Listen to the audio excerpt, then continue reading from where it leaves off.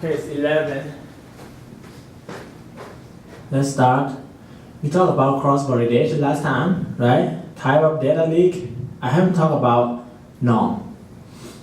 We have L1 norm, L2 norm, and L3, L4, L5, as many as you want. What is LP norm? So LP norm, look at the formula. It is, so for norm of x sub p, this means x1 to the power of p plus x2 to the power of p, and so on. Okay? And once you have everything, you raise to the power of 1 over p. So if p equal to 2, we call it L2 norm. L2 is what? Root mean square. Oh, it's not mean yet, it's just doesn't have divided by n, right? It's like root of sum square. So if p equal to 2, we have root sum square. If p equal to 1, we have the summation of the absolute value, correct? So how do we do that? I do A equal to numpy array 1 to 100, and the type is np.long double. It's a double, but it's more digit, okay? And number from 1 to 100, that is for p. So as p approach infinity, okay, I have 1, 2, 3, 4, 5 until 100. That is my input, and I want to calculate the norm, LP norm. Okay, so if my p equal to 1, I get a little bit above 1000. All the term, take the absolute value, add together. Oh, it's more than 5000. So that is L1 norm. So when I do L2 norm, I get lower, lower, lower, lower, lower. So when p approach infinity, I get the value approach 100. Look at this one. So when p approach infinity, norm approach the maximum number. So if I have 1 to 100, I try to calculate LP norm.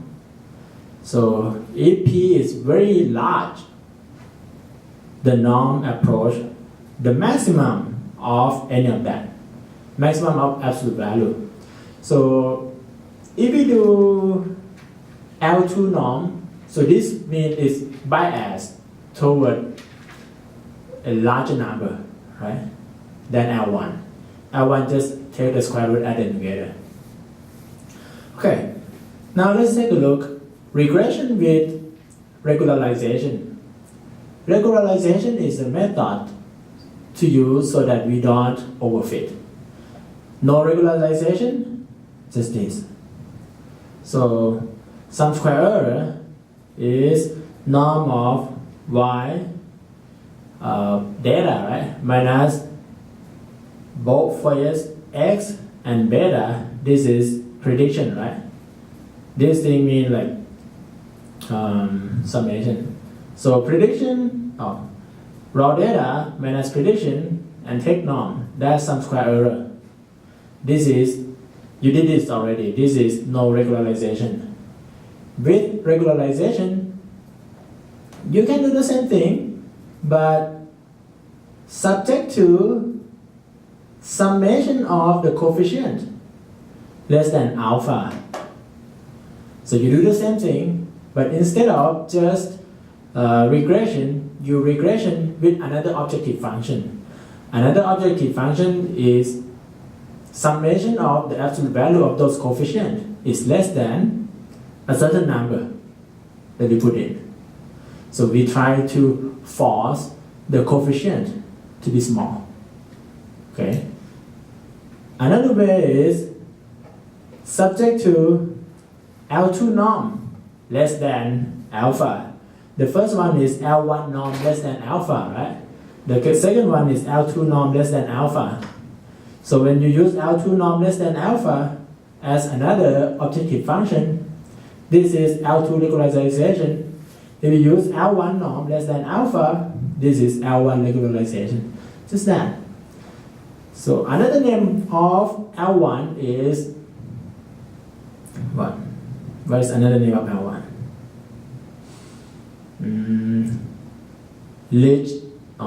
L1 is lasso regression. Okay. Another name for L1 is lasso. Another name for L2 is ridge regression. So we have ridge regression and lasso regression. So lasso is L1, ridge is L2.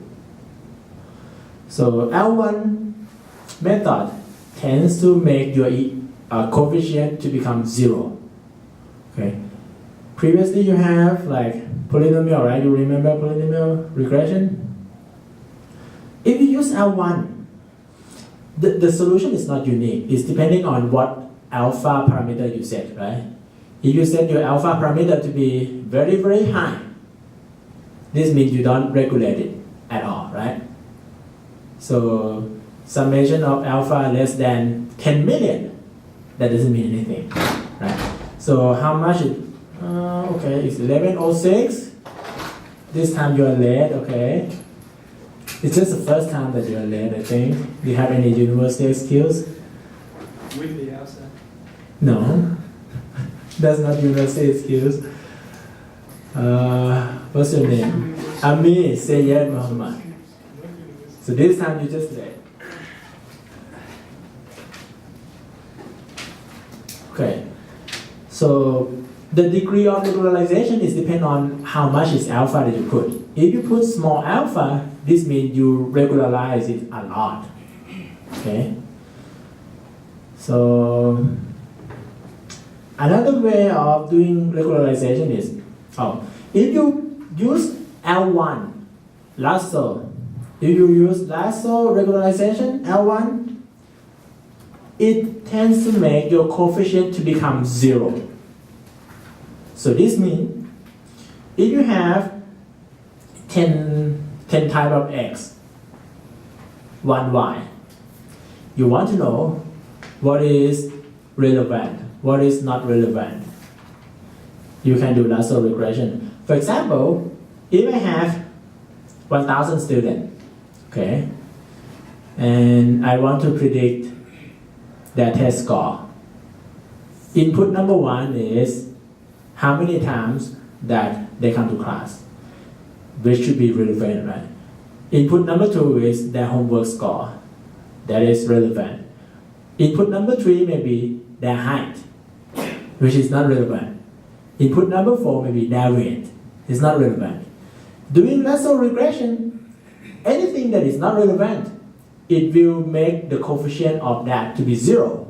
So this way it can tell what parameter relevant to our answer or not. Make sense? So it's good, it's powerful, right? It can tell which one is relevant, which one is not. Okay? Another one is elastic net. Elastic net regularization is kind of weighted average between lasso and ridge. Okay? See this one? This term is L1, right? This term is L2. So it's a linear interpolation between L1 and L2. That is elastic net. Okay?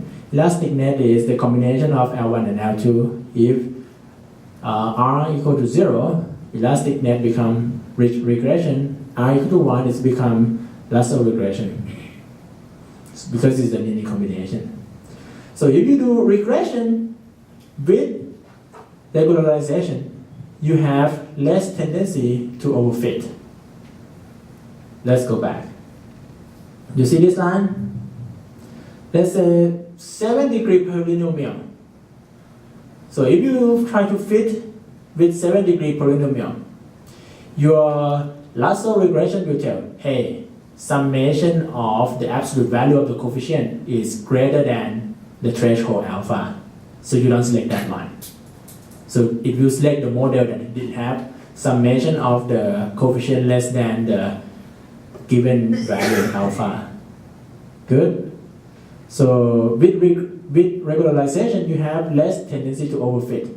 But it doesn't mean you won't overfit. You may still overfit, but it's less tendency to overfit. Okay, why do we have several of them? Elastic net, which is a combination between L1 and L2, is better than lasso for correlated independent variable case. Typically, you must not have correlated independent variable. So if your x1 and x2, they are correlated. For example, I try to predict final score of student. Input number 1 is how many times that they come to class. Input number 2 is 3 multiplied by number 1. So by have number of time that they come to class and number of time that they come to class divided or multiplied by 3, those doesn't give me any more information, right? They are exactly matched, like correlated. They are not independent from each other. Those kind of thing doesn't give me any more information. And if you use it for lasso, maybe it doesn't converge or something. Elastic net can handle something like that. Okay, but it's not good anyway to have correlated independent variable, but elastic net can do that. So elastic net used in support vector machine classification, which is one type of machine learning. We don't cover that, but just so you know. So L1 and L2. L1, lasso is least absolute shrinkage and selection operator. L1 tends to make the weight for relevant factor to be 0. Regression, Tikhonov regularization. If we don't know anything, if we don't know for sure that only few features matter, then we use regression. If we know for sure that some feature or some independent variable is not relevant, but we don't know which one, we can use lasso. Lasso make the coefficient to be 0.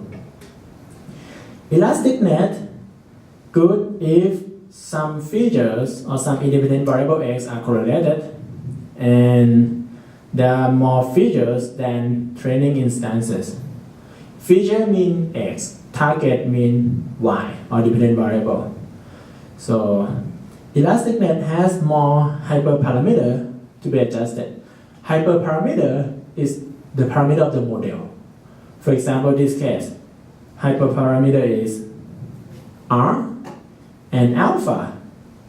If you make alpha approach infinity, that is equivalent to not regularize it at all, right? So how do you know what alpha give me the best result? You don't. Or how do you know, how do we weight between lasso and with regression? How do we adjust R? Should we put R equal to 0.5, R equal to 1? R will be between 0 and 1, right? Should it be 0.1, 0.2, 0.3, 0.4, 0.5, 0.6, 0.7?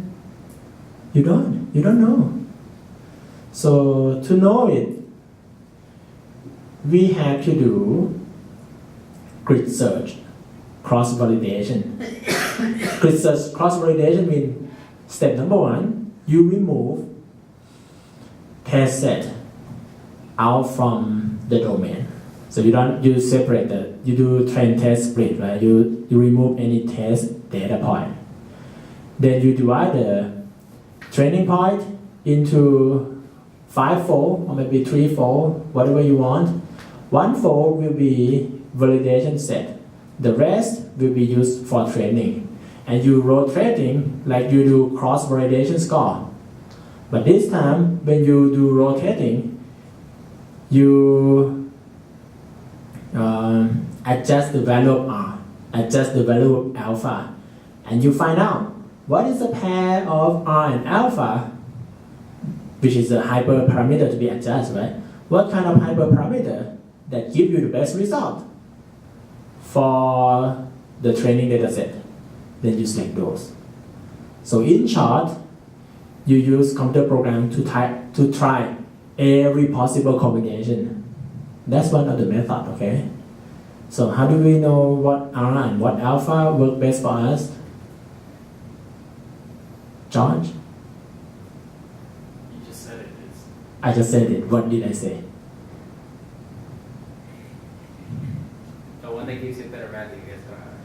try it all and find which one give me the best one.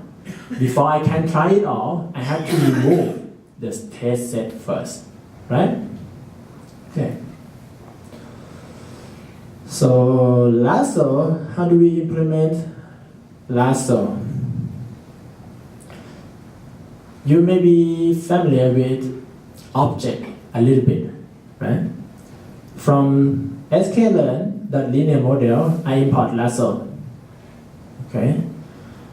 I create a model to be the type of lasso and initialize it with alpha and max iteration.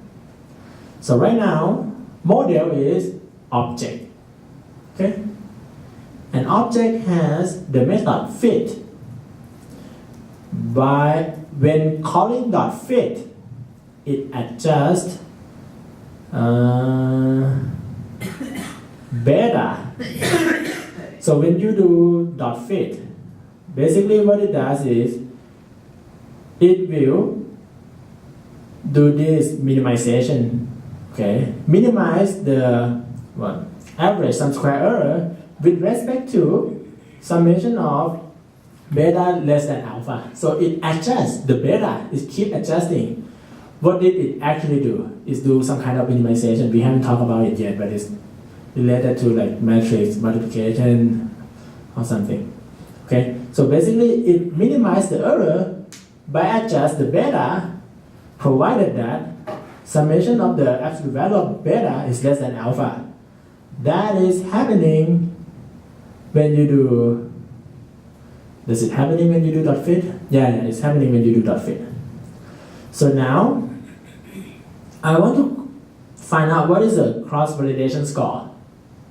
I do cross val score model, comma. So this is regression model that I put. Input, I mean feature and target. So X poly is my polynomial input. Y train is target or dependent variable. And cross validation, I have 5-4. Okay. So you divide the model, the domain into 5 parts evenly or close to evenly. You use one part as a validation set, the rest use for training, and you rotate. Once each part serves as the validation set once, then you can get the mean score of the cross validation. So this will tell me how good that alpha equal to 100 perform.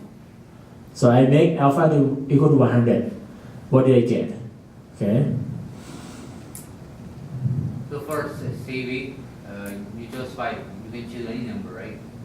You can do any number, or you can make your own cross validation for. You can do something else. You can do equal to some object, or equal to 10, equal to 11, equal to 20, 30. Too much is not good. Cross validation score is slow because if you have 5-4, you have to do fitting 5 times. Right? So it's slow. Don't do too much. Time complexity for linear regression and ridge regression. Ridge regression is L2, right? NP squared. Assume that n greater than p. P is the number of coefficients. N is the number of data. So the time complexity is equal to the number of data multiplied by number of beta squared. So I have like number of times that they come to class, number of score on their homework, height of the student, weight of the student. So I have 4 beta. So when you add one more feature to be fitting with, like student weight, even though it's irrelevant, you have 1,000 data. So when you add p from 1 to 2, so you move from 1,000 to 2,000, right? Oh, it's no, not 1 to 2. 2 squared is 4. You move from 1000 to 4000. The time required to do the calculation. So if you have one feature, that is n, right? 1000 unit. If you have 2 squared is 4. So you add one more feature, that is 4 times slower. If you have 3 feature, it's 9. It's go from 4,000 to 9,000 times calculation.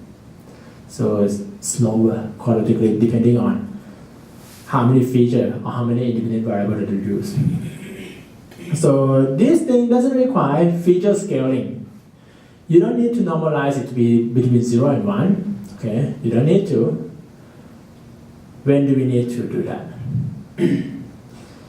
So if you do SGD, stochastic gradient descent regressor, we'll talk more about that. But if you use SGD, it's faster. It's K and P. K is the number of iteration. We'll talk more about that. So it's K and P, right?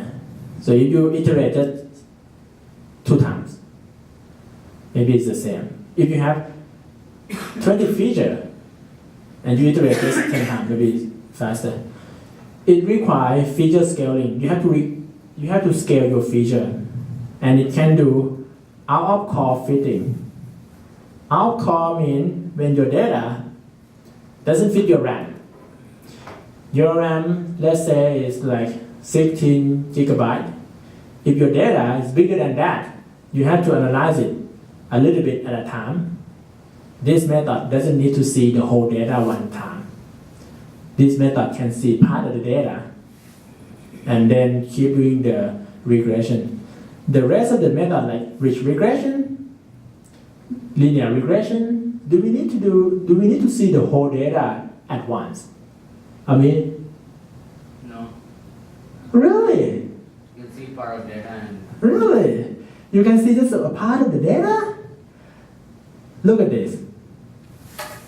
When you do X transpose X, and then you solve system of linear equation AX equal to B. So not possible. if you see 50% of the data, can you predict X1 and X2? And you see another 50% of the data and then you adjust it? No. You cannot, right? You have to build the whole matrix all at once. You have to do X transpose X all at once. So X contain all the data, right? Where's my X? X contain data point number 1 to number m. So you have to see everything all at once before you do X transpose X. That's linear regression.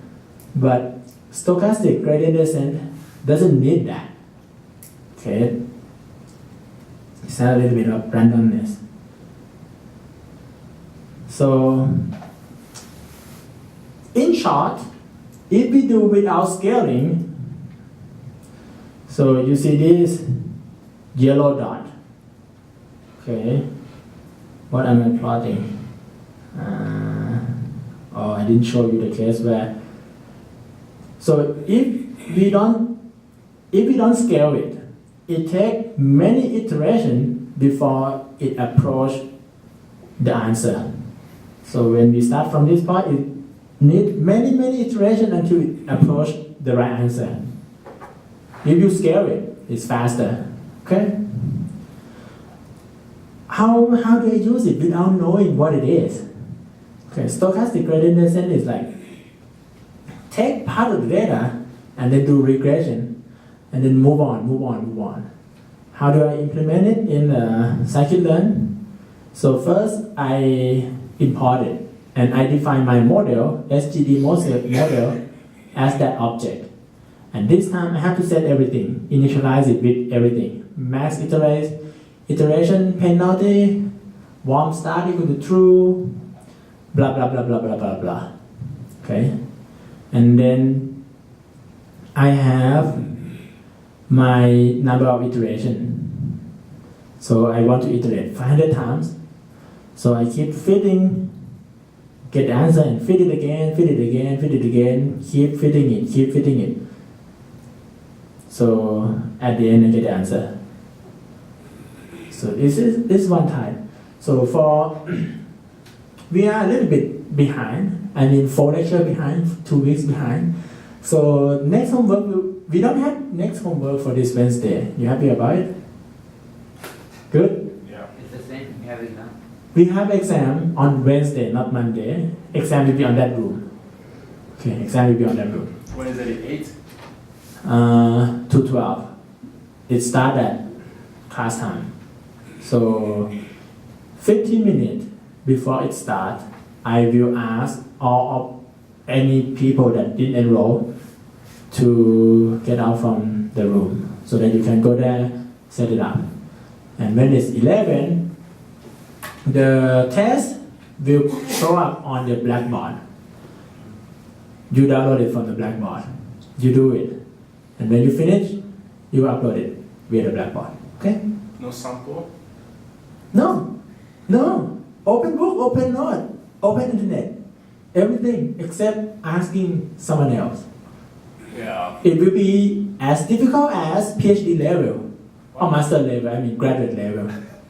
As difficult as, let me put it this way, if undergrad students take it, they get F. Okay? But so why? Because you are in graduate school. Does it have to be hard? It's not hard, just undergrad fail and grad pass. So we can tell who doesn't know, who knows. Okay? Just that. What happens if you fail? Most likely you are going to get any score that you deserve. But we put a lot of weight on the homework. Keep doing homework. You can still get a good score. Probably A. Okay, it depends on how you fail. If you get 5 out of 100, it's not the same as 49 out of 100, right? So you shouldn't make it hard for us. It's not hard for you. That stay back. It is at the appropriate level for the graduate school. Okay? At the appropriate level.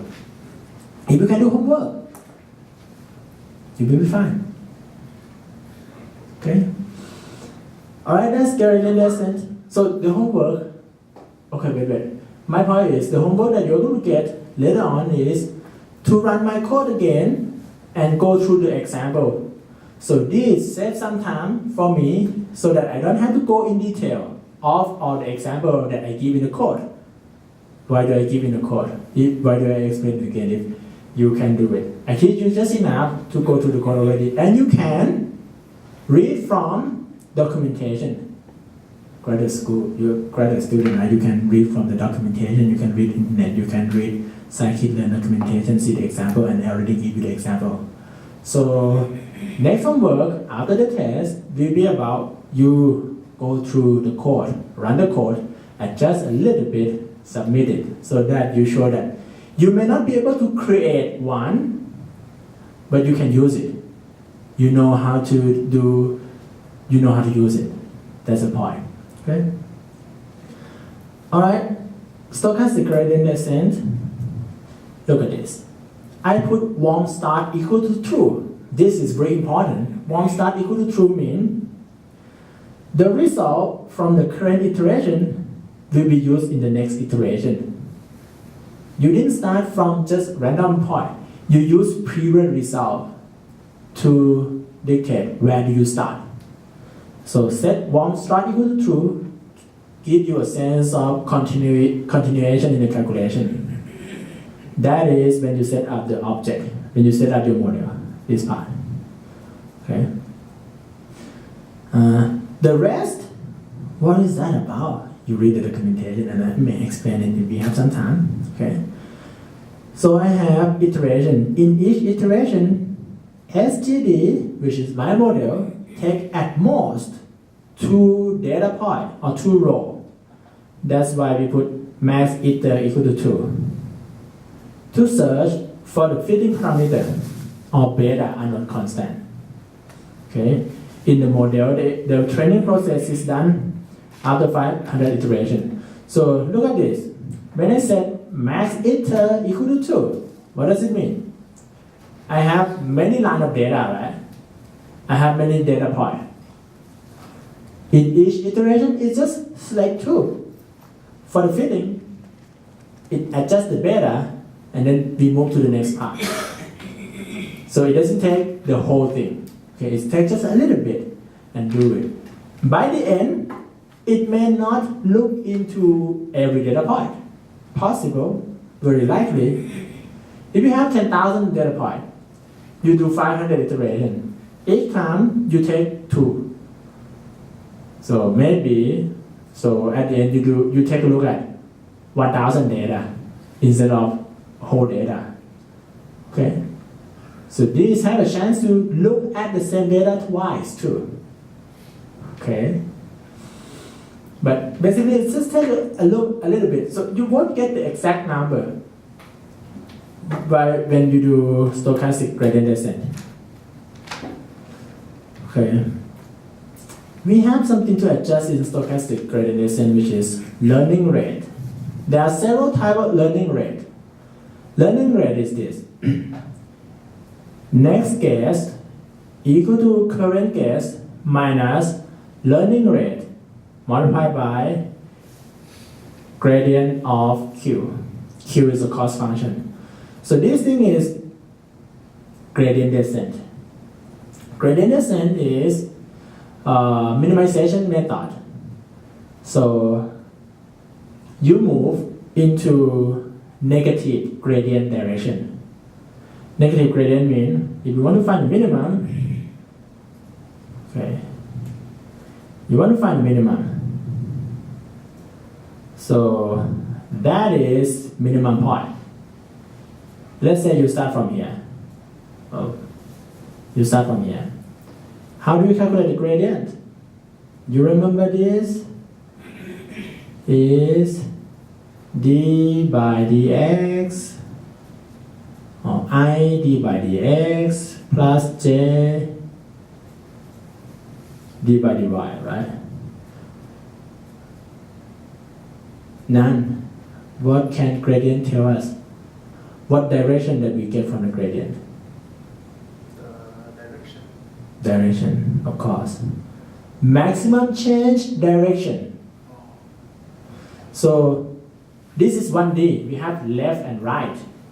Maximum change will be this direction, right? So if we think about we are at a mountain, we want to go to the bottom of the mountain as quick as we can. So we know which direction is the maximum slope. We don't move into the maximum slope direction, we move into the opposite direction of the maximum slope. So we go downhill. We know that if we move this way, the function increase fastest. So we move on the opposite direction. So we move, next point will be here. You keep on moving, you get that. Okay, let's say you are at that point. If you are at that point, negative slope, negative minus of the gradient direction will tell you to come here. Right? So when you are at that point, new point, gradient is, maximum change is that, and you move into the opposite direction is that. So you move back, you move from here and here and here and here. You never reach the bottom unless you decrease the step size. That is the learning rate. Okay, that is that eta here. So minus because it's gradient descent, move into the negative of the gradient direction. Gradient Q is like the cost function. So if you start with 2D, that is 1D, right? So if I calculate error, I have x and y. Okay, I have x and okay, I have x and y. X and y. And I calculate error at every point. So best fit function may not fit all the point, may not be perfect, right? So even though you reach the best fit, the sum square error is not 0. It will be something, but it will be minimum, right? So if I calculate some square error of every pair of x and y, what do you get? So let's say I get something like contour, like this. So this is x and this is y, and this is some square error of 10, 100, 1000. So if you start at this point, what is your gradient direction? Maximum change, right? So it will be perpendicular to the contour. That is maximum change of the gradient. Then you move into the opposite direction, which is this. So you keep on moving on this direction. But if you pass the point, you should move back. Something like this. This is in 2D. Okay, let's go back to this weird thing. We will go back to the minimization later after you finish ODE and PDE. So eta is a learning rate, which is the step size. We should decrease the step size along the way that we learn, right? Otherwise, you will pass. If your learning rate is a lot, you will keep jumping over the minimum point. Okay. So the objective is to move W in the direction that error or Q will decrease quickest. We have several ways of adjusting the learning rate. You may do constant interval, or you may do optimal. Optimal means at T increase, you got eta decrease by 1 over alpha divided by T0 plus 3. Or you can decrease it with a power function, okay? This is like several models of how they adjust the learning rate. Okay. Incremental learning means we learn a little bit at a time. We don't see the whole picture. So view of the data, 10% of the data selected randomly. So I have the data. The data look just like this. I select 10% of it. I show it to you. It's here, okay?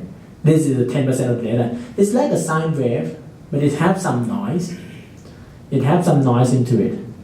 So I break the data into 9 files. Break it, 9 files. So this way, I ensure that my model will see just one part of the data at a time, right? Not all at once. So I feed the data into stochastic gradient descent 5 by 5. Okay. Pre-processing is done the same way. It's based on the SD and X bar of the first data. Stochastic gradient descent need scaling. How do you scale it? You can scale it to 0 and 1, but the recommended way is to scale it by standard deviation and the average. Okay, so you calculate like z-score, data minus X bar divided by SD. So you will end up with X bar equal to 0 and SD equal to 1. So that's how we scale it. We scale it until the average, which is X bar equal to 0 and standard deviation equal to 1. That's how we scale it. So the plot is R square value versus training iteration. So I show you how is the R square versus training iteration. If I train too many times, R square go down. We want the model that have highest R square, right? If I do, I don't know what is that point, it's like 5 times or something, this maybe 12 times or something. If I train it too many times, R square decrease. I should stop training whenever I reach the maximum point, right? So when I have my model, see the data one part at a time, I stop the training once my R square is at the maximum value. So why do we have a decrease when we train it too much? Okay. So the decrease here could be model overfit with the noise. We try to fit with the noise, so it fits very good with noise, which is not good, right? So if we train too many times or we believe the data too much, we fit with the noise. It's not good. So the model can fit the data correctly if we stop early, even though we see only one part of data at a time. I have basis function which is constant plus constant multiplied by x plus constant multiplied by sine value of x plus constant multiplied by cosine value of x, and the second order of that. That's my basis. Okay? And orange thing is a fit. The dot is a noise. It just fit. You see, even though, okay, look, I divide the data into 9 parts. I see one part at a time. It can still fit. Isn't that cool? You like it? Yeah, this is very good, okay? You cannot do this with linear regression, can you? No. What happens if you have 1, 2, 3, 4, 5, 6, 7, 1? See, you have many bases, and then it will be slow, and you cannot see the whole data all at once. Maybe your machine just crashed. You see my point? Here's a reference of how to do all that. So basically you have some introduction about lasso, elastic net, and that stochastic gradient descent. Let's briefly take a look at the code.